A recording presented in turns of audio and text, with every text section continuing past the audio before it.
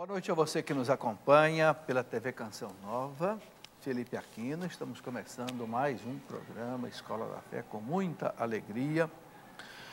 E vamos pedir a Deus que nos abençoe, que nos dê uma boa noite, um bom programa, que nos dê a sua graça nesta noite. Em nome do Pai, do Filho e do Espírito Santo. Amém. Vinde, Espírito Santo, enchei os corações dos vossos fiéis e acendei neles o fogo do vosso amor.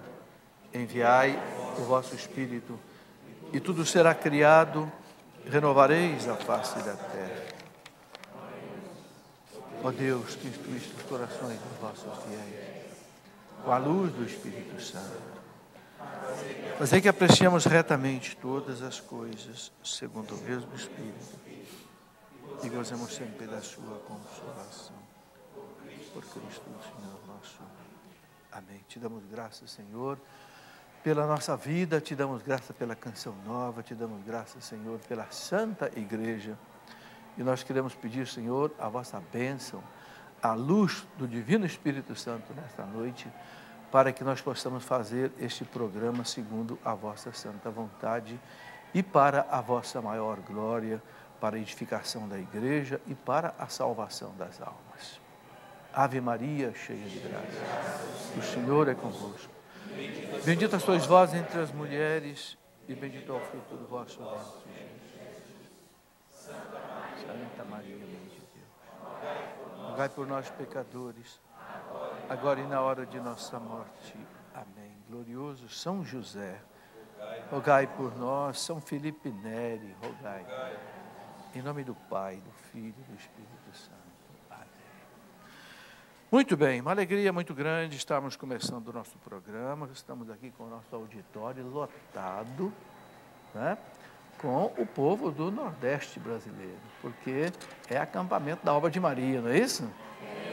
E o Gilberto inundou a Canção Nova aqui, de grandes representantes de Nordeste. Sejam bem-vindos, é uma alegria recebê-los aqui. A Canção Nova é muito bem quista no Nordeste, tem muitos sócios, né? Muitos colaboradores, então nós os recebemos de braços abertos. Temos aqui amigos de Tambaúba, certo? Pode levantar a mão, vocês que são de lá, que eu quero que... Isso, um dos câmeras vai mostrar. É Timbaúba. Recife, a capital, né, de Pernambuco, São Caetano do Sul, São Paulo. Riacho das Almas, Pernambuco, Caruaru, Pernambuco, Natal, no Rio Grande do Norte, São João del Rei, Minas Gerais, Serra Talhada, em Pernambuco, Camutanga, Pernambuco, Belém do Pará, Fortaleza, Ceará, Tabuleiro do Norte, Ceará, Padre José Antônio, Belém do Pará, está aí um representante, Aquidauana, no Sergipe, está ali, Cachoeirinha, Pernambuco, e São Caetano, Pernambuco. Sejam bem-vindos. É uma alegria recebê-los. Hoje nós vamos conversar com mais um representante de uma comunidade. Vocês estão aí representando, muita gente representando aí certamente a obra de Maria. Já trouxe o Gilberto aqui nesse programa, já trouxe o Alisson da comunidade Palavra Viva, já trouxe o Aloísio lá da comunidade Face de Cristo. Hoje estou trazendo o Padre Wagner Ferreira, que é da comunidade Canção Nova. Okay? Vai ser uma oportunidade para conhecer um pouquinho mais a Canção Nova, mas ele não vem só para falar da Canção Nova, não. O Padre Wagner está lançando o seu primeiro livro pela Canção Nova, fruto do trabalho do seu doutorado em moral em Roma. Fez mestrado, depois fez doutorado, está lançando o primeiro livro, que é sobre exatamente moral e as comunidades. A consciência moral e as comunidades. Duas coisas importantíssimas hoje. O Papa tem falado muito, né, da ditadura do relativismo, que quer destruir a moral, porque quer dizer que a verdade não existe. E também as comunidades, que hoje são, né, forças vivas dentro da igreja. Ok, estamos aqui já com meu amigo Renan. Boa noite, Renan. Substituindo o Ricardo. Graças a Deus. Boa noite a você que nos acompanha em casa. É uma alegria poder estar mais uma noite aqui com você, partilhando daquilo que é a nossa riqueza, que é conhecendo a igreja, amando cada vez mais a ela, e assim podemos servir a Deus melhor também nela. Você, nessa noite, pode participar conosco mandando a sua pergunta. O professor já disse qual é o tema. Você pode mandar pelo telefone, ligando no nosso call center 12 3186 2600. Você pode mandar a sua pergunta, mas também pelo Twitter, @Escola da Fé, ou pelo e-mail, escoladafé@cançãonova.com. Nessa noite, você que mandar a sua pergunta pelo e-mail vai estar concorrendo a dois prêmios, que é Para Entender e Celebrar a Liturgia, do professor Felipe Aquino, um livro que fala especificamente sobre liturgia, e a coletânea de DVDs sobre a Divina Misericórdia, do Padre Jonas e Eliana Sá. Então, você que participar pelo e-mail nessa noite vai poder concorrer a esses 2 prêmios. Então, participe, nós estamos esperando a sua pergunta nessa noite. Muito bem. Padre Wagner, boa noite. Uma alegria recebê-lo aqui conosco hoje. Professor Felipe, a satisfação é toda minha, é sempre uma honra estar no programa Escola da Fé. Okay. Não é? Um grande abraço, uma bênção toda especial àqueles que nos acompanham pelo Sistema Canção Nova de Comunicação, e esses irmãos e irmãs caríssimos, caríssimas, que se encontram aqui nos estúdios, né, da TV Canção Nova. Sejam muito bem-vindos. É uma alegria poder, como você já disse, participar do seu programa para lançar o primeiro livro, né, o meu primeiro livro, cujo tema é a formação da consciência moral nas novas comunidades. Como você disse, nós vamos durante o programa explorar um pouquinho o seu conteúdo, mas isso foi fruto da minha tese de doutorado em Teologia Moral, que beleza, na Academia Alfonsiana de Roma, não é? Então eu tomei a decisão, e a Canção Nova acolheu, de nós publicarmos pouco a pouco essa tese doutoral. Que a tese, ela sempre é um texto assim muito extenso, né? Foram quase 400 páginas de trabalho, de pesquisa científica, e nós tomamos a decisão de transformar cada capítulo da tese em um livro. Então, nessa semana saiu o primeiro livro. E eu já tive a satisfação de ler o primeiro e o segundo, porque passou lá pelo Conselho Editorial da Canção Nova, que eu faço parte. Então, dei o meu voto 100% favorável à publicação. Obrigado. Com nota 10. É um livro muito bom para as comunidades, para quem frequenta as comunidades, e para todo católico que quer conhecer a realidade da consciência moral, hoje importantíssimo. Mas a gente vai conversar com isso devagar, depois poderão ler no livro do Padre Wagner. Eu quero dizer que tenho uma alegria muito grande de ter o Padre Wagner, porque conheço o Padre Wagner há muito tempo, desde menino. É verdade. Eu não era seminarista ainda, e eu tenho certeza que ele fez doutorado em Roma, porque um dia eu estava em Roma, não sei se o senhor lembra, eu estava em Roma com a minha esposa e peguei um ônibus para ir lá em Santa Maria Maggiore. Quando eu entro no ônibus circular de Roma, o que é que eu encontro dentro do ônibus? Lotado. Ônibus lotado. Nos encontramos, eu, Zila, você estava com o seu filho, Davi, a esposa dele, né? Nos encontrando dentro do ônibus. Sem marcar nada, assim. Quer dizer, então tenho certeza que o senhor fez o doutorado. Porque o senhor ia indo lá para o Afonciano e eu ia indo lá para o... Eu não fui para lá só para comer merenda, não. Apesar de ter engordado um pouquinho, né? Mas não fui só para comer merenda, não. Mas está muito bom. Mas, Padre Wagner, vamos conversar um pouquinho sobre algumas notícias, porque... Claro. Esse programa aqui, no primeiro bloco, eu converso um pouco sobre notícias, e já é a 4ª semana que eu não trago praticamente as notícias, porque eu aproveitei a vinda dos bispos em Aparecida, trouxe vários bispos aqui, também o Padre Paulo Ricardo, que teve aí a semana passada. Perfeito. Então, acabei não colocando nada de notícias. Mas vamos rapidamente conversar algumas coisas. A primeira delas é essa, em Zurique, o povo vota a favor do suicídio assistido. O suicídio assistido já existia, mas foi feito agora um plebiscito, e o povo aprovou manter esse suicídio assistido. Uma coisa complicada. Eles chamam de turismo do suicídio. A pessoa pode vir de outro país, eu quero suicidar, vem de outro país, entra numa clínica, ali ele é morto, e sai num caixão e vai embora. Isso é legal na Suíça. E daí, Padre Wagner? É o chamado suicídio assistido, ou seja, o suicídio assistido diz respeito exatamente como mostram aí as figuras, né, na televisão.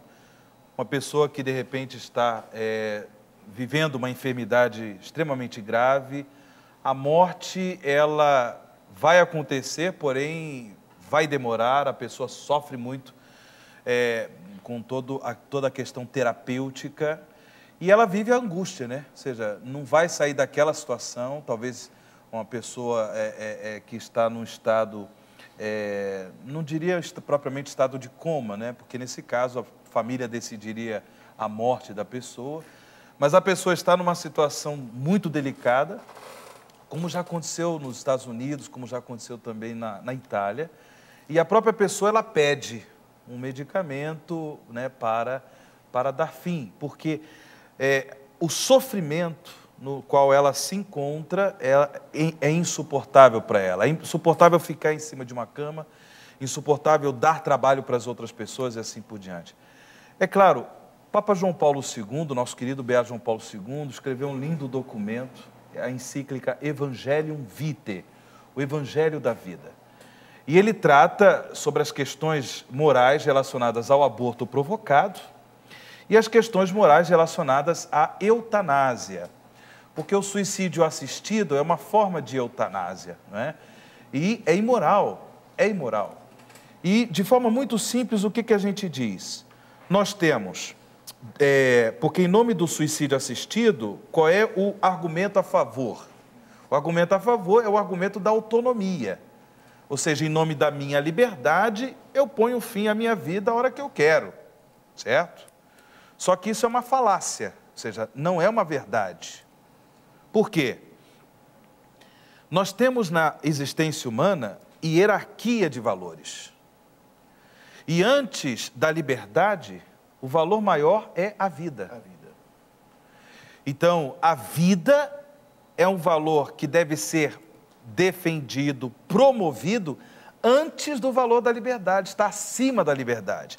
Por isso, ninguém, em nome da sua liberdade, da sua autonomia, pode pedir, pode praticar o suicídio. Isto é imoral, isto vai contra a dignidade da pessoa humana. Por isso, é imoral. Então, é lamentável, né? Porque a gente vai percebendo que são leis civis que vão sendo promulgadas, certo? Para fazer aquilo que você falou, estabelecer esse relativismo, certo? Essa ditadura do relativismo, onde aquilo que é mal começa a ser considerado um bem.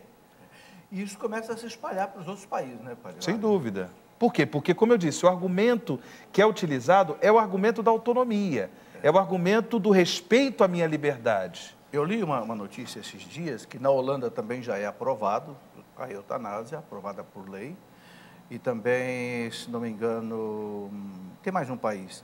E eu li que os velhinhos dos asilos da Holanda estão alguns indo para a Alemanha com medo de serem eutanasiados na Holanda. Está vendo? E claro, já que na Alemanha não tem, quer dizer, é o fim do mundo. É o fim do mundo. A pessoa, quer dizer, é porque a pessoa não quer morrer. Se ela está fugindo para outro país, não, coitadinho, ele está querendo morrer. Está querendo morrer coisa nenhuma. Exatamente. Agora, o que me chama a atenção nessa notícia, Padre Wagner, é esse finalzinho aqui, que o fundador e o diretor da clínica ficou milionário em uma década. Sim. Como relata o Telegraph, o jornal, seu patrimônio pessoal excede 1,2 milhão de liras, deve ser libras esterlinas. Né? O preço do suicídio assistido simples, eu não sei o que quer dizer esse simples aí, em uma clínica da Dignitas, custa 4.500 libras esterlinas em 2010. Um suicídio com tudo incluído, deve ser flores e outras coisas. É o que está aí, né? Despesa de funeral, né? Médicos. Tá aí. Custa 7.000 libras. Quer dizer, então, e o sujeito está rico em cima disso. Parece um pouco essas clínicas de aborto também, que o dono fica rico nos Estados Unidos. Né? Infelizmente. Ok. Uma outra notícia diz aqui o seguinte, essa Padre Wagner, eu tirei da revista Veja, do último número da revista. Ok. Impressionante. Está lá uma noticiazinha que diz assim, no mundo, há hoje um desperdício de 1,3 bilhão de toneladas de alimento anualmente, o que equivale a 1/3 da produção global. Aí eu fiz uma matemática por minha conta aí, que é a seguinte, olha, um comentário. Se considerarmos que uma pessoa, não é, consome mais ou menos aí 1 quilo de alimento por dia, daria para alimentar 1,3 trilhão de pessoas em um ano, ou 3,5 bilhões de pessoas por dia durante um ano inteiro. Olha, 3,5 bilhões de pessoas durante um ano inteiro. O mundo tem 6 bilhões e pouco de pessoas. Quer dizer que daria, considerando que o mundo tem cerca de mais da 6,2 metade. bilhões, praticamente só o desperdício dá para manter a metade da população do mundo comendo o ano inteiro. Quer dizer, então a gente chega numa conclusão óbvia: não falta alimento no mundo. Se 1/3 que é desperdiçado dá para manter metade da população, quer dizer, os 2/3 então que não estão desperdiçados, daria para manter muito mais.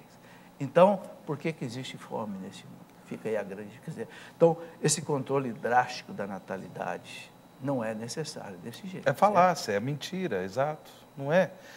A gente percebe aí a falta de uma, primeiro de uma política também externa, uma política internacional de distribuição dos alimentos, certo?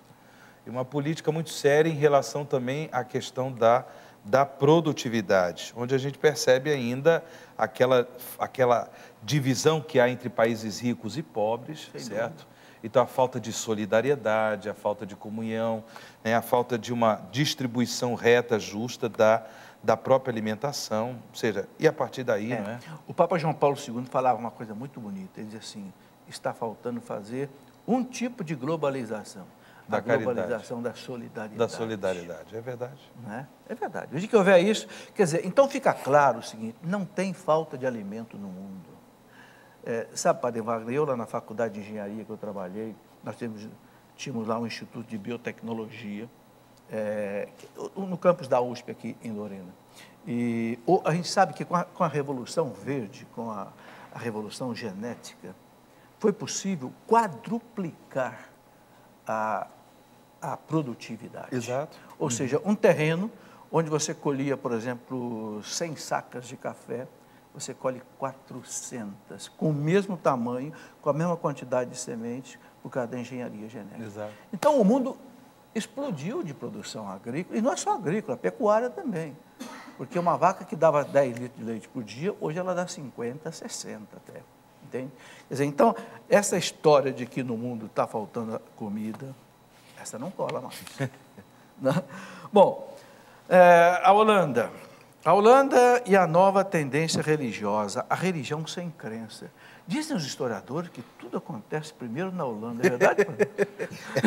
Realmente. Diz que tudo que é novo que é na Holanda que acontece primeiro. Para o bem e para o mal. Agora, eu não entendi, Padre Wagner. Vamos ver se o senhor entendeu. Para muitas pessoas, a religião tradicional foi desmascarada pela ciência, afirma esse Geert van der Velde.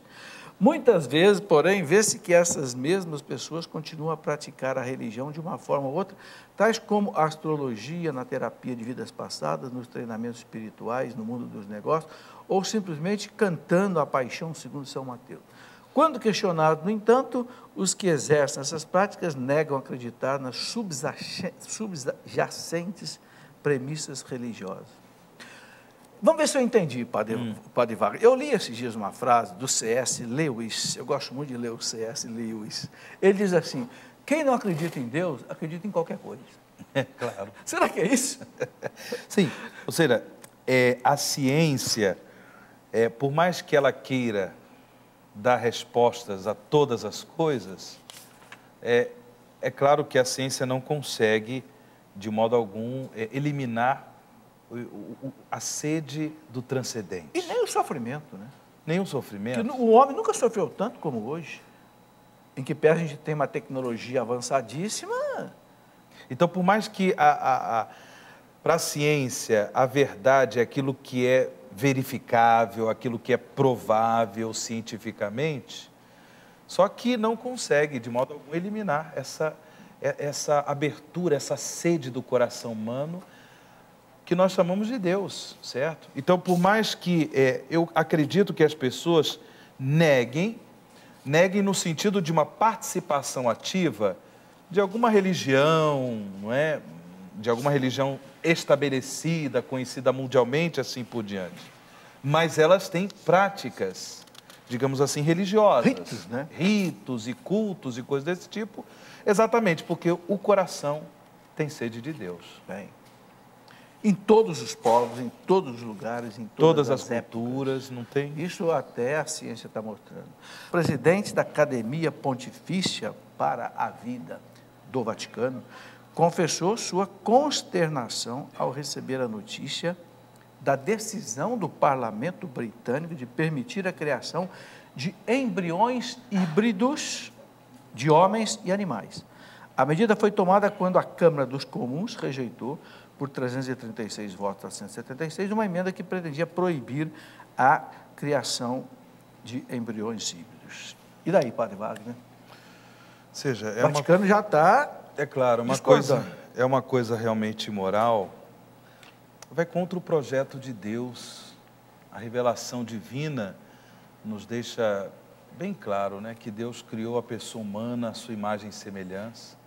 Homem e mulher os criou. Homem e mulher os criou. Certo. E a pessoa humana, ela tem uma dignidade de que um experimento científico como este, ou seja, um embrião híbrido, como você já disse no bloco passado, é essa união, a fecundação de um óvulo humano, né, com um embrião, um espermatozoide de um animal infra-humano, um animal irracional, um animal infra-humano.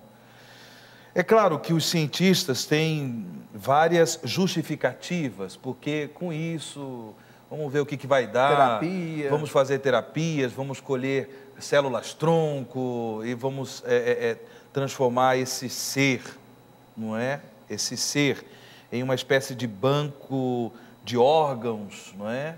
Para que eu depois possa tirar os órgãos desse ser, porque não vai ser pessoa humana, né? Não é uma pessoa humana.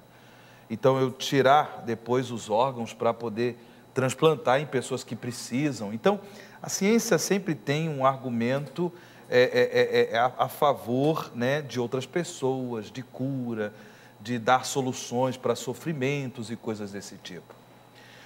Só que nós temos uma questão que é a questão da chamada neutralidade científica, né? O mito da neutralidade científica. E esse mito, ele já caiu. Ou seja, o que é a neutralidade científica? A ciência diz, olha, em nome da ciência, vale tudo. Deixa a moral de lado. Deixa os critérios éticos... Deixa a ética e deixa a moral de lado. Os critérios éticos são sempre critérios no sentido de, ou seja, os fins justificam os meios. Esse é o grande critério, esse é o princípio. Os fins... Porque nós queremos o melhor para a humanidade, queremos solucionar os sofrimentos, o problema, talvez superar o grande limite humano que é a morte e assim por diante. Então, nós vamos usar da ciência para superar isso. Agora, esse mito da neutralidade científica, ele sofreu uma grande derrota com os horrores dos campos de concentração, da Segunda Guerra Mundial. Certo? Porque ali... Os nazistas, eles aproveitavam os prisioneiros, certo? Para fazer as experiências. Principalmente os judeus, né? E tantas outras pessoas, para experiências. Há coisas assim dramáticas. Eu sou professor também, eu leciono bioética. E para que nós cheguemos ao porquê do surgimento da bioética, certo? Nós temos que fazer um percurso histórico que passa por esses horrores. Tanto assim que logo em seguida, após o fim da Segunda Guerra, nós temos a criação do chamado processo de Nuremberg.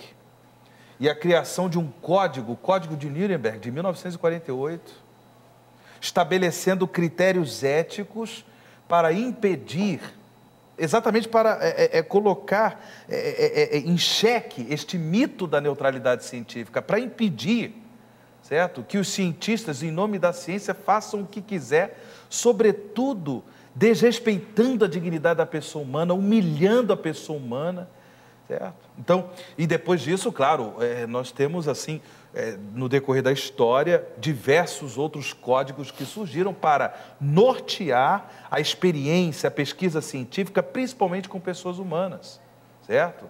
Então, Por quê? Porque a ciência, a igreja diz, ciência sim. A igreja não é contra a ciência. A igreja não é contra o progresso científico, não é contra a aplicação, a utilização de biotecnologias, como você falou.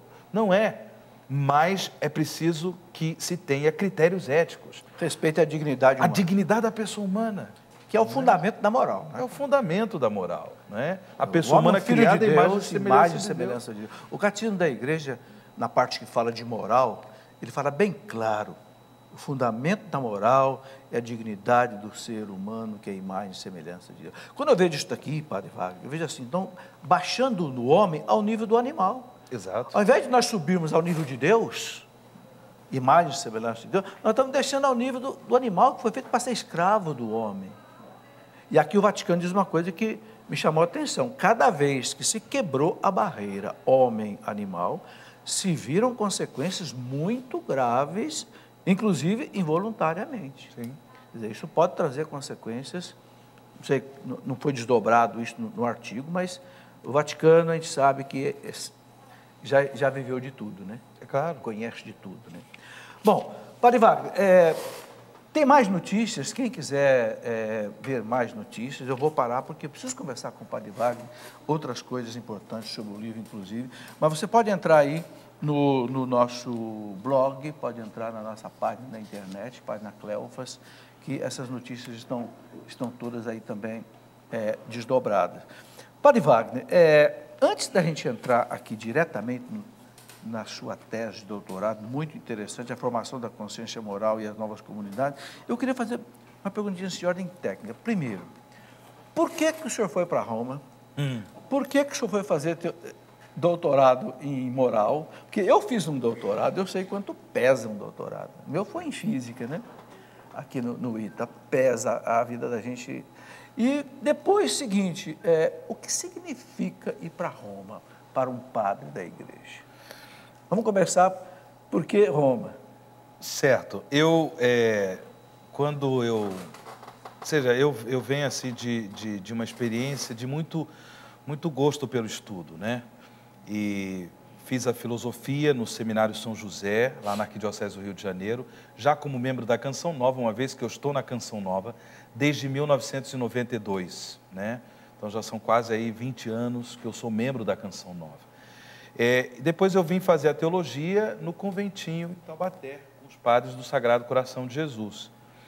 E já ali no conventinho eu tinha esse desejo de, ao terminar a teologia, uma vez ordenado padre, de continuar os estudos. Eu percebo que nós vivemos num mundo que a contribuição da teologia, né, não somente na formação dos cristãos, das cristãs, mas na formação da sociedade como um todo, uma formação feita à luz da palavra de Deus, à luz do Evangelho, a contribuição da teologia é muito importante. Sim. Então, as pessoas precisam se formar bem.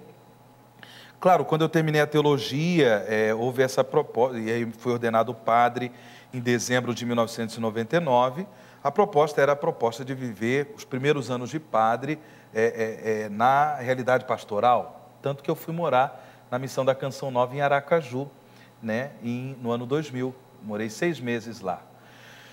Depois, por uma necessidade da Missão da Canção Nova em Roma, que a Canção Nova já tinha, na época, uma casa de missão em Roma, né, o Conselho Geral da Canção Nova, em julho do ano 2000, decidiu me enviar para lá. Né? E aí a minha gratidão à Canção Nova, a minha gratidão ao Padre Jonas, de um modo particular. Padre Jonas, ele pediu que eu viesse aqui para conversar com ele, foi quando ele me falou. Eu fui para Roma para ser o responsável de missão da comunidade Canção Nova, e ele disse assim, e como prêmio, você vai fazer um mestrado em teologia moral. Foi tão interessante que eu falei assim... Então foi sugestão dele a teologia moral. Foi sugestão dele. Agora, eu já descobri que não foi só sugestão dele. Claro, ele já tinha. Aí ele falou assim, eu falei assim, Padre João, mas por que teologia moral? Aí ele falou... um passarinho cantou para mim que você gosta de teologia moral. Falei, olha, o passarinho cantou errado, Padre Jonas. Mas, só que eu vou obedecer a sua palavra. aí tem uma coisa importante. E eu fui. Eu me tornei uma pessoa assim, apaixonado pela teologia moral, sabe? Mas é bonito. Realmente foi um estudo, foram 2 anos de mestrado, não é?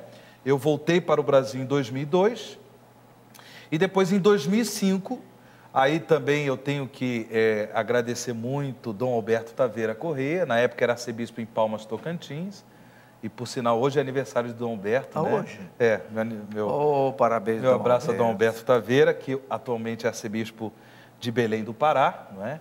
E Dom Alberto, ele foi quem me incentivou ao doutorado. Ele disse, olha, Padre Wagner, eu sei que o doutorado pesa, é difícil, como você falou, pois a idade vai chegando, né? Então, essa coisa do estudo, da reflexão, depois com a idade, às vezes dificulta mais. Então, aproveita para ir agora. Eu pedi para o conselho, mais uma vez, da Canção Nova, me enviou. Então, 2005 até fevereiro de 2009, eu fiz o doutorado, portanto, em Teologia Moral. Então, eu sou muito grato a Deus por essa formação, porque eu sempre tive essa convicção que tudo isso se transformaria num serviço qualificado ao povo de Deus, certo? Então, eu tinha essa consciência de um serviço qualificado ao povo de Deus, mas, como eu disse, também à sociedade, porque, por exemplo, há 2 semanas atrás, eu fiz 2 conferências na Unital, para estudantes do curso de enfermagem da Unital, sobre bioética, sim, certo? Então, ou seja, num contexto de uma universidade como a Unital, uma universidade plural, ou seja, tem alunos católicos, evangélicos, de todas as religiões e coisas desse tipo, ou seja, um padre que vai lá fazer a reflexão sobre bioética, ou seja, é uma contribuição da teologia, sem dúvida, na sociedade, certo? Tanto, eu acho que, antes de tudo, eu tinha essa consciência. Depois, como você falou, está em Roma, certo? Ou seja, Roma concentra as principais universidades pontifícias, né? Concentra as principais, ou seja, esses campos. Quais são algumas dessas universidades pontifícias? A mais antiga... O que significa universidade pontifícia? Ok, a mais antiga, a mais famosa é a Universidade Gregoriana. Não é? Fundada por Santo Afonso de Ligório. Não. Santo Inácio de Loyola. Ela tem, exatamente, ela tem uma ligação... Colégio de Roma. Exatamente, o Antigo Colégio de Roma, ela tem uma ligação com os jesuítas, tanto que toda ela coordenada, né, dirigida pelos jesuítas. Gregoriana, depois tem a Lateranense, a Universidade Pontifícia do São João de Latrão, a Lateranense. Tem a Academia Alfonsiana, que essa foi fundada pelos redentoristas. E todas elas estão ligadas ao Papa? Todas elas são pontifícias, elas têm essa ligação com a Santa Sé, de um modo particular com a Congregação para a Educação Católica, não é? De modo que ali, de fato, sejam formados não somente sacerdotes, mas também leigos, leigas, religiosos, religiosas, são formados, são qualificados nas ciências teológicas, mas também em ciências filosóficas, porque, por exemplo, a Gregoriana tem filosofia, mestrado, doutorado, o Santo Anselmo, o anselmiano, tem a filosofia também, certo? Tem os salesianos também, a UPS. E o tal colégio, faculdade, universidade Pio Brasileiro, o que é? Não, o Colégio Pio Brasileiro colégio, né? É o Colégio Pio Brasileiro. O que é? O Colégio Pio Brasileiro, antigamente foi um seminário, de fato, que até muitos bispos aqui do Brasil estudaram como seminaristas, foram como seminaristas para Roma. É só para brasileiros? Só para brasileiros. Mas lá eles também acolhem, por exemplo, eu morava na Canção Nova em Roma, mas eu frequentava o Colégio Pio Brasileiro, porque eu tinha muitos amigos, e eu também fazia muita pesquisa lá na biblioteca do Pio. Mas quando fala colégio, é nível superior? Não, porque o Colégio Pio Brasileiro, na realidade, ele é uma casa onde os padres brasileiros que vão para Roma estudar residem, moram. Então, ali, eles não necessariamente estudam, tem a biblioteca, eles vão para as universidades pontifícias, vão para a Gregoriana, assim, estudar. É um local de residência, certo? Claro, se cria um ambiente de muita fraternidade, porque são padres do Brasil inteiro. Mas também eu lá me encontrei com padres, inclusive do Timor-Leste. Tinha padres do Timor-Leste, sim. Tem padres africanos até de língua... Que falam português? Não. Às vezes alguns que falam francês, de língua francesa, e que vão para lá o bispo pede, portanto, que às vezes encontra no Colégio Pio Brasileiro um ambiente muito mais favorável do que em outros colégios que acolhem também sacerdotes para estudar, né? Entendi. A graça de poder estudar ali junto à sé de Pedro, né? Junto ao Papa. Então, a gente ganha um banho de universalidade, porque esse contato com padres do mundo inteiro, com religiosos e religiosos do mundo inteiro. Então, essa coisa de nós estarmos realmente linkados, sintonizados com a vida da igreja no mundo inteiro, e que chega ali em Roma, porque muitos vão para Roma visitar, ter esse contato com o Papa. Depois, a beleza da história da igreja em Roma, né? Os túmulos dos papas, os mártires, tudo isso aí é um banho de graça, um banho de cultura, um banho de espiritualidade, de religião, sabe? Que realmente nós saímos de lá, e eu saí extremamente edificado. E sem contar, claro, os amigos italianos e italianas, né? Entre massas e vinhos, né? Entre massas e vinhos, muitas amizades surgiram, né?